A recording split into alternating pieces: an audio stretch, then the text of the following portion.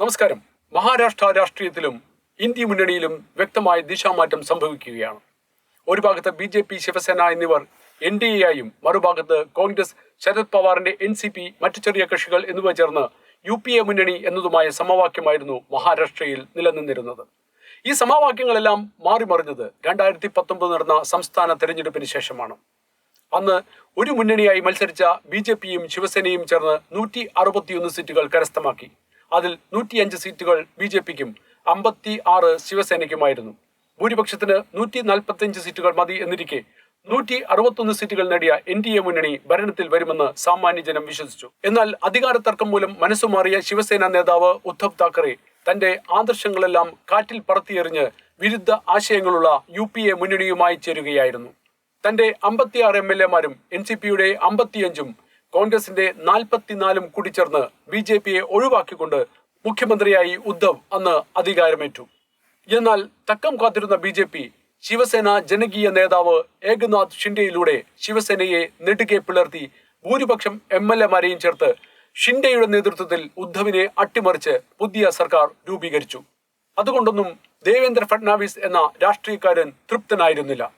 2019 തെരഞ്ഞെടുപ്പ് കഴിഞ്ഞ ഉടനെ ശിവസേന NDA മുന്നണി മാറിയെങ്കിലും പകരമായി തങ്ങളുടെ കൂടെ പോരാമെന്ന് ഉറപ്പു തരികയും പിന്നീട് മനം മാറുകയും ചെയ്ത NCPയുടെ ശരത് പവാറിന്റെ മരുമകനായ അജിത് പവാറിനെ ഇത്തവണ അപ്പാടെ പൊക്കി NDAയിൽ എത്തിക്കുകയായിരുന്നു. ഉദ്ധവ് താക്കറെയുടെ നേതൃത്വത്തിൽ അന്ന് ശിവസേനയും കോൺഗ്രസും NCPയും ചേർന്ന് രൂപീകരിച്ച മഹാവികാസ് അഗാഡി എന്ന മുന്നണിയുടെ സമ്പൂർണ്ണ തകർച്ചയായിരുന്നു അന്ന് മഹാരാഷ്ട്ര കണ്ടത്. കോൺഗ്രസ് എന്ന ദേശീയ പാർട്ടിയുടെ തന്ത്രങ്ങൾ തവിടുപൊടിയാകുന്നതും ശിവസേന എന്ന ഉദ്ധവ് വിഭാഗത്തിന്റെ ഹിന്ദുത്വ കാർഡ് അധികാര മേലാളന്മാർക്ക് വിൽപ്പന ചരക്കാണെന്ന് തെളിയിച്ചതുമല്ലാതെ മറ്റൊന്നും പുതിയ മുന്നണിക്ക് നേടാനായില്ല. NCP രണ്ടായി പിളർന്ന് ശരത് പവാറിന്റെയും അജിത് പവാറിന്റെയും നേതൃത്വത്തിൽ 2 വിഭാഗമായി. 2023 ജൂൺ 30 പാർട്ടി പ്രസിഡന്റായി തിരഞ്ഞെടുക്കപ്പെട്ടത് താനാണെന്നും അതുകൊണ്ട് പാർട്ടിയുടെ പേരും ചിഹ്നവും തന്റെ പക്ഷത്തിന് അർഹതപ്പെട്ടതാണെന്നും ഇലക്ഷൻ കമ്മീഷൻ മുമ്പായി അദ്ദേഹം അഭ്യർത്ഥിച്ചിരുന്നു.